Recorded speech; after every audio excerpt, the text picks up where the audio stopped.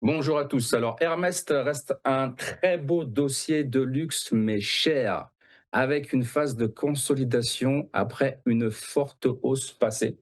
D'accord. Le plus haut historique et hystérique, on va dire, il était là, il était autour des 2957. D'accord, c'est le trait blanc au-dessus. Donc voilà, le titre aujourd'hui il tourne autour des 2076, après avoir perdu environ, je vous l'ai mis ici, je crois, que je dise pas de bêtises, 29%, d'accord? Ici, on est à moins 29% aujourd'hui, alors qu'on a perdu beaucoup plus ces derniers jours-là, d'accord?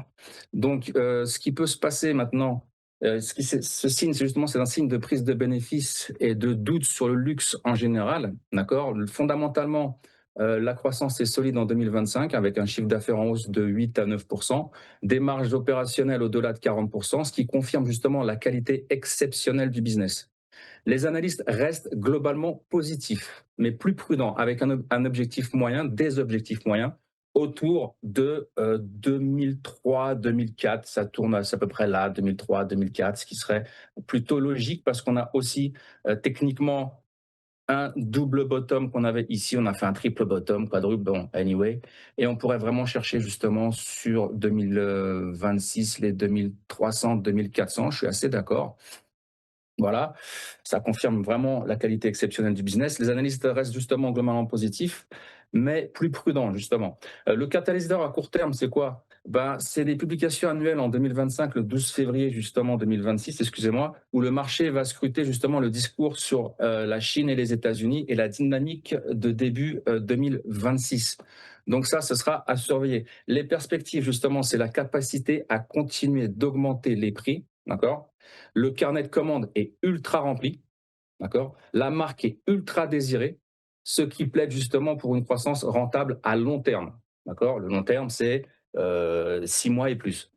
Voilà. Les risques principaux, alors les risques principaux, c'est quoi? Les risques principaux, c'est la dépendance forte justement à l'Asie et à la Chine et une normalisation de la demande du luxe, d'accord? Ainsi que les rumeurs controverses sur la chaîne de valeur, etc. C'est toujours une valorisation tendue qui amplifie justement à la moindre déception. À la moindre déception, le marché ne pardonne pas et c'est pour ça qu'on est sur ces niveaux-là.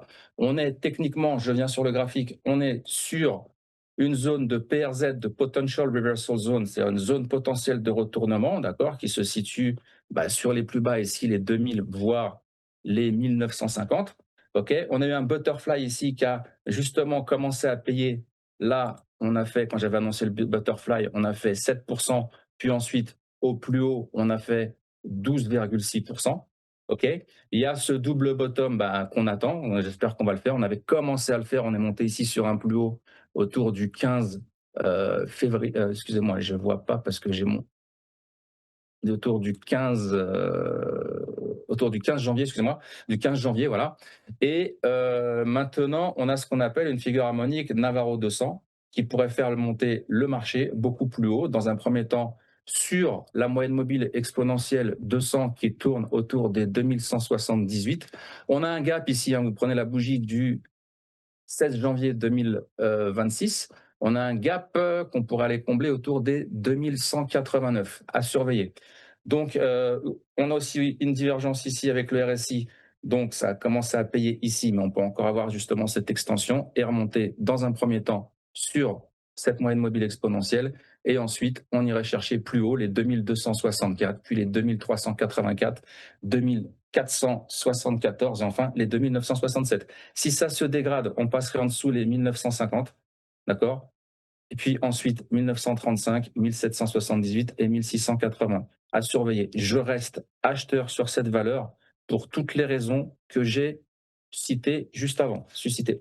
Voilà, voilà ce que je pense. Donc vous pouvez éventuellement avoir en stratégie un achat avec un stop loss, ou alors vous achetez des calls, d'accord? Vous êtes protégé, vous payez une prime, et puis vous voyez venir. Sinon, il y a aussi la solution du stop reverse. Donc, si on dégrade en dessous, on passe vendeur. Voilà, vous mettez un stop ici, reverse. Donc, on met un stop ici et on met un ordre de vente sur le même niveau. Ce qui fait que si ça casse, vous restez dedans. Votre stop à l'achat est stoppé ici, mais vous gagnez sur la baisse. Voilà, mais je serais plutôt acheteur. Je suis acheteur sur Hermès.